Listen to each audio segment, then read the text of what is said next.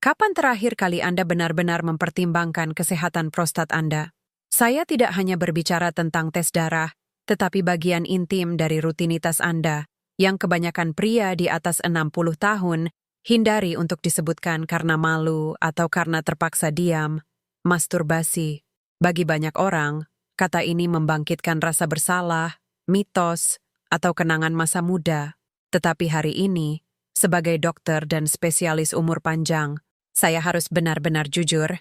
Aktivitas seksual yang dikelola sendiri, atau masturbasi, setelah usia 60 bukanlah kemewahan, keinginan sesaat, atau sesuatu yang memalukan. Secara ilmiah, masturbasi merupakan kebutuhan fungsional dan mendasar bagi kesejahteraan Anda, bagi kesehatan jantung Anda, dan yang terpenting, untuk mencegah kondisi yang menyakitkan seperti peradangan prostat kronis. Saya Dr. Elena Castillo, dan saya telah mendedikasikan hidup saya untuk memahami dan meningkatkan kualitas hidup pasien saya, terutama di tahap emas kehidupan ini. Saya tahu bahwa membahas topik-topik ini membutuhkan keberanian dan keterbukaan, dan itulah sebabnya saluran ini adalah tempat yang aman di mana tidak ada penghakiman. Saya telah mendengar dari ratusan pria, berharga dan kuat seperti Anda, yang memikul beban mitos bahwa itu tidak penting lagi, atau bahwa itu hanya untuk pria muda, tanpa memahami bahwa ketidakaktifan seksual di usia tua memiliki konsekuensi fisik yang sangat nyata dan berbahaya. Namun, berapakah frekuensi sehat yang melindungi prostat Anda dan menjaga energi Anda? Adakah risiko nyata jika melakukannya terlalu sering atau, lebih buruk lagi, tidak melakukannya sama sekali? Hari ini, kita akan mengupas, dengan kejelasan medis, tanpa rasa malu, dan dengan informasi dari studi serius di institusi seperti Harvard, formula tepat yang melindungi kelenjar Anda, meningkatkan kualitas tidur Anda, menyeimbangkan hormon Anda, dan mengisi kembali energi Anda. Jika Anda ingin memastikan bahwa mesin tubuh Anda, yang telah membawa Anda sejauh ini, terus bekerja dengan kuat dan tanpa peradangan, pesan ini sangat penting dan dapat mengubah tidak hanya kesehatan fisik Anda, tetapi juga harga diri dan kesejahteraan emosional Anda. Mari kita telaah lebih dalam mekanisme perlindungan prostat. Prostat adalah kelenjar vital yang memproduksi bagian penting dari cairan mani.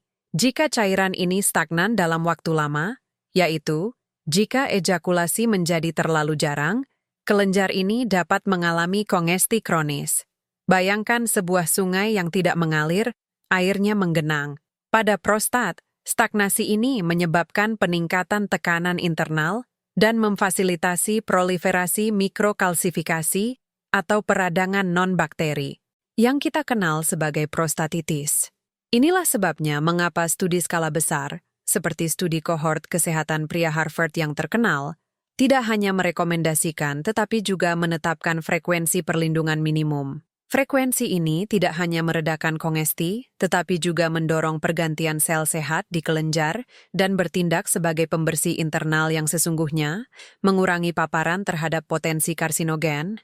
Memahami hal ini sangat penting untuk memahami pendekatan, penggunaan dan pemakaian, dan merangkul konsep, penggunaan, dan pemeliharaan.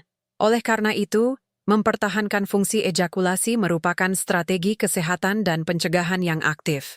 Studi Harvard yang terkenal, setelah puluhan tahun ditindaklanjuti, menunjukkan bahwa mencapai aktivitas ejakulasi sekitar 21 kali atau lebih per bulan secara signifikan, mengurangi risiko berkembangnya masalah prostat, termasuk kanker. Ini bukan tentang angka yang kaku, melainkan konsep keteraturan yang konsisten. Pertimbangkan kasus Carlos, 65 tahun, yang datang ke kantor saya dengan diagnosis prostatitis kronis. Carlos telah meyakinkan dirinya sendiri bahwa, pada usianya, ketidakaktifan adalah hal yang normal atau bahwa itu adalah sumber kelelahan yang tidak perlu. Ia mengalami sering terbangun di malam hari, aliran urin yang lemah, dan perasaan pengosongan yang tidak tuntas yang terus-menerus. Prostatnya meradang kronis karena kongesti, mengumpulkan cairan stagnan yang mengiritasi kelenjar dan menekan uretra. Tubuhnya, secara halus namun tegas, mengirimkan pesan yang jelas prostat perlu dipertahankan dan alirannya lancar. Ketika dokter Anda tidak menanyakan aspek fundamental kesehatan Anda ini, mereka melewatkan bagian penting dari teka-teki umur panjang pria. Drainase yang teratur mengurangi peradangan lokal. Dengan menerapkan rutinitas drainase yang konsisten, Carlos tidak hanya meningkatkan aliran urinnya, tetapi kebutuhannya untuk bangun di malam hari berkurang drastis. Kelenjar menjadi lebih lancar dan peradangan mereda. Angka 21 kali sebulan yang disajikan oleh studi Harvard bukanlah kuota atau tekanan seksual yang tidak dapat dinegosiasikan, tetapi ambang batas pemeliharaan biologis. Yang penting bukanlah apakah itu dicapai melalui masturbasi atau seks dengan pasangan, tetapi memastikan aliran yang stabil. Kuncinya adalah menyesuaikan frekuensi dengan tahap kehidupan dan mempertahankan keteraturan yang terasa alami dan sehat. Untuk pria berusia antara 60 dan 70 tahun, rekomendasinya adalah mempertahankan aktivitas ini sekitar 2 hingga 3 kali seminggu. Pada usia 70-an dan 80-an, 1 hingga 2 kali seminggu adalah optimal. Dan bahkan bagi mereka yang berusia di atas 80 tahun, memastikan setidaknya sekali seminggu adalah tindakan perawatan pencegahan dan vitalitas, bukan keausan. Itu adalah pengingat bahwa tubuh dirancang untuk berfungsi dan mengalir. Namun, dan disinilah kita harus menerapkan kebijaksanaan keseimbangan, kelebihan, bisa sama berbahayanya dengan pantang. Kita telah membahas tentang pemeliharaan dan aliran, tetapi di mana batas antara penipisan dan kekurangan. Inilah kasus Miguel, seorang pria berusia 28 tahun yang, didorong oleh stres dan stimulasi digital yang berlebihan, telah menormalkan rutinitas masturbasi 2 atau bahkan 3 kali sehari. Ia pikir itu tidak berbahaya, hanya pelepasan energi, tetapi tubuhnya membayar harga biologis yang sangat tinggi. Air mani adalah zat yang padat nutrisi, kaya akan mineral penting seperti seng, selenium, dan magnesium. Mikronutrien penting untuk sintesis testosteron, fungsi kekebalan tubuh, dan energi seluler. Dengan menguras cadangannya pada tingkat ini, Miguel memaksa tubuhnya untuk terus berproduksi tanpa waktu untuk mengisi ulang. Ia datang ke kantor saya dengan kelelahan kronis yang tidak dapat diatasi dengan tidur, dan tesnya menunjukkan kadar seng yang sangat rendah dan testosteron bebas yang lebih rendah dari yang diharapkan untuk usianya. Drainase yang berlebihan telah mengosongkan reservoir biologisnya. Pengurasan yang konstan ini tidak hanya menguras cadangan sengnya, mineral penting untuk lebih dari 300 proses enzimatik, termasuk pertahanan kekebalan tubuh dan pengaturan hormon, tetapi juga memaksa prostatnya bekerja berlebihan tanpa istirahat atau nutrisi yang diperlukan untuk regenerasi sel. Tubuhnya, dalam keadaan kekurangan, mengalihkan energi dari fungsi kekebalan tubuh untuk mencoba mempertahankan produksi. Miguel tidak hanya merasa lelah, tetapi kerentanannya terhadap infeksi ringan meningkat secara signifikan, yang menetralkan manfaat penguatan sel darah putih yang telah kita bahas. Solusinya sederhana tetapi membutuhkan disiplin, kurangi frekuensi secara drastis hingga maksimum 3 kali seminggu, dan fokuslah pada pengisian ulang mikronutrien secara intensif. Ketika kita mencapai keseimbangan ini, tidak hanya kadar hormonnya menjadi stabil, tetapi kelelahan kronisnya pun hilang, dan kualitas tidurnya meningkat drastis. Aliran yang tepat, berdasarkan kesehatan dan kebutuhan, selalu menjadi jalannya. Pengosongan yang berlebihan adalah tindakan pengeringan diri biologis. Namun, kembali ke manfaat penting dari fungsi yang seimbang, mari kita bahas bagaimana proses ini bertindak sebagai latihan kardiovaskular sejati, sebuah pusat kebugaran internal bagi pembuluh darah kita. Ketika gairah dan klimaks tercapai, tubuh mengalami respons vasomotor yang intens. Arteri melebar, detak jantung meningkat, darah mengalir deras, dan ini bukan sekadar kenikmatan sesaat. Ini adalah latihan aerobik yang ringan. Jenis latihan ini membantu memperkuat endotelium, lapisan dalam pembuluh darah, dengan mendorong pelepasan oksida nitrat. Oksida nitrat adalah vasodilator alami tubuh yang paling kuat. Dengan meningkatkan elastisitas dan sirkulasi arteri, kita mengurangi tekanan pada jantung dan mengoptimalkan pengiriman oksigen dan nutrisi pada tingkat sel. Sirkulasi yang lebih baik ini memiliki konsekuensi langsung dan mendalam untuk mengelola penyakit metabolik. terutama diabetes tipe 2. Pembuluh darah yang rusak atau kaku merupakan ciri khas resistensi insulin dan aktivitas seksual yang teratur membantu membalikkan kekakuan itu. Masuklah kisah Antonio, seorang pria berusia 68 tahun yang berjuang dengan lonjakan glukosa yang terus-menerus meskipun dengan ketat mematuhi regimen medisnya. Dia adalah salah satu kasus saya yang paling terbuka mengenai bagaimana keintiman memengaruhi kimia darah. Antonio menemukan, secara tak terduga, bahwa orgasme teratur secara signifikan meningkatkan sensitivitas insulinnya. Apa yang Antonio tunjukkan kepada saya, dan yang didukung oleh sains, adalah bahwa peningkatan ini bukan psikologis, melainkan murni fisiologis. Tindakan yang berkepanjangan ini tidak hanya mengurangi stres kronisnya, musuh utama insulin, tetapi peningkatan aliran darah yang berkelanjutan, yang hanya dicapai dengan mempertahankan gairah setelah 5 menit pertama, memaksimalkan produksi oksida nitrat. Dokter jantungnya mencatat pengurangan yang nyata pada kekakuan aortanya, dan ini membawa kita langsung ke aturan emas nomor 1 kita. Waktu. Ejakulasi yang terjadi dalam waktu kurang dari 10 menit, meskipun meredakan tekanan sesaat, bersifat dangkal. Ejakulasi tidak memungkinkan kelenjar prostat untuk mengosongkan diri dengan baik. Bayangkan prostat seperti spons, ia membutuhkan waktu dan kontraksi yang dalam dan berirama untuk mengeluarkan semua cairan yang stagnan. Ini sangat penting. Jadi, jika waktu, aturan emas 1, adalah kekuatan pendorong di balik kesehatan sirkulasi dan prostat kita, pelumasan, aturan emas 2, adalah jaminan umur panjang dan kenyamanan fisik kita. Mengabaikan realitas penuaan adalah kesalahan paling umum. Seiring bertambahnya usia, tubuh kita berubah drastis. Bayangkan kulit, garis pertahanan pertama kita, dengan penurunan alami estrogen dan testosteron, dermis dan epidermis menipis, keduanya menjadi kurang elastis dan, yang terpenting, kurang mampu melumasi diri sendiri. Banyak pasangan lansia berasumsi bahwa kulit kering hanyalah gangguan. Saya memberitahu mereka bahwa itu adalah tanda peringatan. Ketika gesekan terjadi dalam keadaan kering, pada kulit yang sudah sensitif dan atrofi. Hal itu tidak hanya menyebabkan ketidaknyamanan. Kita berbicara tentang robekan mikro, yang membuka pintu masuk infeksi. Dan disinilah ilmu kesehatan seksual geriatri menegaskan, selalu gunakan pelumas. Tidak peduli usia Anda, tidak peduli seberapa terangsangnya Anda pada awalnya. Pelumasan adalah asuransi terhadap cedera. Itu adalah rasa hormat terhadap kerapuhan tubuh Anda yang sudah dewasa. Aturan ini bukanlah pilihan estetika, tetapi kebutuhan kesehatan masyarakat. Pertimbangkan kasus Pedro yang, karena kekeringan yang diabaikan, mengalami balanitis kronis. Namun hari ini saya ingin berfokus pada kerusakan yang berasal dari tangan, bukan kulit. Aturan emas 3W adalah hindari cengkeraman mematikan, cengkeraman yang terlalu erat. Ini adalah kesalahan umum yang dipicu oleh kecemasan performa.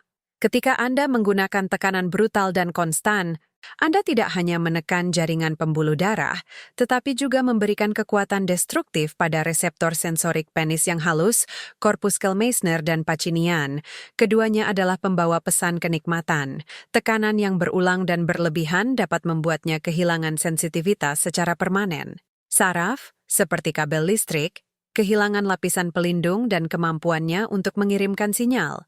Inilah sebabnya mengapa banyak pria lanjut usia melaporkan bahwa mereka tidak lagi merasakan apapun atau membutuhkan rangsangan yang hampir menyakitkan untuk mencapai ejakulasi.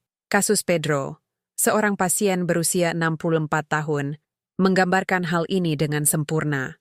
Ia datang ke kantor saya dalam keadaan putus asa. Pedro mengaku selama puluhan tahun ia percaya bahwa semakin kuat tenaganya, semakin nikmat, atau setidaknya semakin terjamin responsnya. Ia menggunakan tangannya sebagai semacam alat penyamar, alat pertunjukan, dan ini menciptakan lingkaran setan. Tangan yang kuat menyebabkan desensitisasi, dan desensitisasi tersebut memaksanya untuk menggunakan tenaga yang lebih besar lagi. Kami harus melatih ulang tangannya. Prinsipnya sederhana, kulit adalah membran kenikmatan, bukan kulit yang keras. Kita harus memperlakukannya dengan kelembutan seperti yang kita berikan pada sutra antik. Stimulasi harus bersifat taktil dan sensorik, bukan kompresif. Saya mengajari Pedro untuk fokus pada suhu, tekstur pelumas, ritme, dan yang terpenting, mengurangi tekanan hingga tangan hanya mengikuti gerakan, tanpa meremaskan jaringan. Perubahan ini penting agar reseptor sensorik yang halus tersebut dapat pulih dan mengirimkan pesan kenikmatan yang jelas kembali ke otak. Jika mereka merasakan sakit, mereka menggunakan terlalu banyak tenaga. Kenikmatan seharusnya lembut. Kita harus mendefinisikan ulang hubungan kita dengan tubuh kita sendiri. Tubuh kita bukanlah mesin, melainkan sistem respons kimia dan listrik yang rumit. Melepaskan kekuatan kasar tidak hanya memungkinkan kita mendapatkan kembali sensitivitas, tetapi juga meningkatkan kualitas orgasme. Namun, mari kita kembali ke poin utama yang menjadi perhatian kita hari ini. Teknik khusus untuk prostatitis kronis dan bagaimana kita dapat memastikan kelenjar tersebut mengosongkan diri dengan lebih efisien. Ejakulasi adalah drainase alami, tetapi seringkali tidak cukup. Kasus Francisco, seorang pria berusia 70 tahun, sangat ilustratif. Francisco melaporkan perasaan berat dan peradangan yang konstan. Bahkan setelah aktivitas seksual, ia merasa ada sesuatu yang tertahan. Kami mengajarinya metode pijat bantuan tepat pada saat klimaks. Kuncinya bukanlah gesekan yang terus-menerus, tetapi tekanan yang terkendali dan strategis. Bagi Francisco, ini berarti perubahan radikal. Yang saya resepkan adalah menggunakan masturbasi lembut sebagai sarana untuk mencapai klimaks. Namun, tepat sebelum orgasme, tekanan kuat namun lembut diberikan pada perineum, tepat di antara skrotum dan anus. Pijatan ini bersifat suportif untuk membantu drainase, bukan tekanan yang menyakitkan. Ini membantu Francisco mengeluarkan sisa cairan yang tidak dapat dikeluarkan hanya dengan ejakulasi. Rasa berat dan bengkak menghilang dalam beberapa minggu.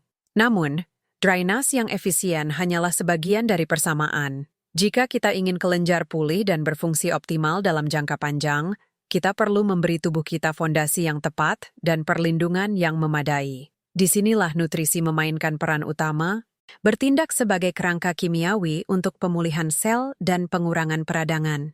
Mari kita pertimbangkan terlebih dahulu sirkulasi dan produksi oksida nitrat yang penting untuk kesehatan pembuluh darah, yang sangat penting untuk menyalurkan nutrisi dan oksigen ke kelenjar yang meradang. Kita membutuhkan prekursor seperti L-arginin. Kita menemukannya dalam makanan sederhana dan mudah didapat yang dapat kita sertakan dalam pola makan sehari-hari. Segenggam kenari atau almond merupakan sumber yang sangat baik. Perubahan kecil ini, jika dilakukan secara konsisten, akan menghasilkan perbedaan yang nyata dalam aliran darah panggul.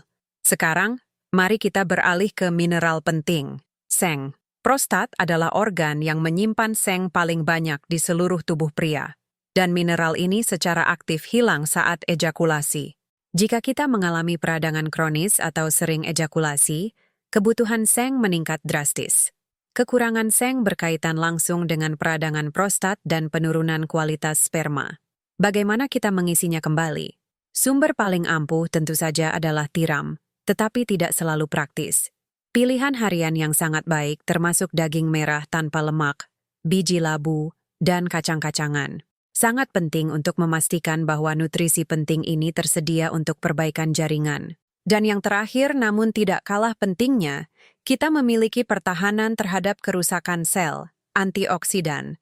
Kita membutuhkan tim pembersihan molekuler yang konstan. Dalam hal ini, likopen sangat penting bagi prostat. Zat inilah yang memberi warna merah tua pada tomat dan semangka. Namun, ada poin penting yang sering diabaikan. Agar tubuh dapat menyerap dan memanfaatkannya secara efektif di jaringan prostat, likopen membutuhkan panas. Memasak tomat, misalnya, atau menambahkan saus tomat alami atau pasta tomat pekat ke dalam makanan Anda, akan melepaskan daya pelindungnya, sehingga jauh lebih mudah diserap secara biologis. Segelas jus tomat dengan sedikit minyak zaitun dapat memberikan manfaat luar biasa jika dikonsumsi secara teratur. Mineral penting lainnya adalah selenium, yang bekerja sama dengan vitamin E. Selenium sangat penting untuk melindungi sel prostat dari stres oksidatif, dan ternyata mudah diperoleh. Selenium ditemukan dalam konsentrasi tinggi pada kacang Brazil, 1 atau 2 sehari sudah cukup untuk memenuhi kebutuhan Anda, dan juga pada tuna dan telur. Kombinasi ketiga pilar ini, sirkulasi optimal, cadangan seng yang kuat, dan pertahanan antioksidan, menciptakan fondasi biologis yang kokoh untuk kesehatan panggul. Namun, terkadang tantangannya bukan hanya perbaikan kimiawi, melainkan stimulasi fisik, terutama ketika tubuh menghadapi keterbatasan neurologis atau motorik yang menghambat fungsi seksual normal. Pertimbangkan pasien yang, selain masalah prostat atau ereksi, juga memiliki kondisi seperti penyakit Parkinson. Disinilah kita dapat mengeksplorasi alat bantu. Kita telah menjelajahi jalan menuju kesehatan prostat, memahami bahwa hal itu dibangun di atas fondasi biologis yang kokoh, mengoptimalkan sirkulasi, memastikan cadangan seng yang kuat sebagai pelindung sel utama, dan pertahanan antioksidan yang disediakan oleh sekutu kuat seperti likopen dan selenium yang tersedia secara hayati. Saya ingin tahu, pilar fundamental mana yang akan Anda integrasikan pertama kali ke dalam rutinitas harian Anda untuk melihat perbedaan yang nyata? Bagikan niat dan pertanyaan Anda di kolom komentar. Jika Anda merasa penerapan sains untuk kesejahteraan Anda bermanfaat, saya dengan hormat mengundang Anda untuk berlangganan kanal ini, mengaktifkan notifikasi agar kita dapat terus belajar bersama dan berbagi pengetahuan ini dengan mereka yang membutuhkannya. Terima kasih banyak atas kepercayaan Anda dan telah bergabung dengan saya dalam perjalanan ini. Dengan cinta dan janji kesehatan holistik yang lebih baik, saya mengucapkan selamat tinggal. Saya Dr. Elena Castillo.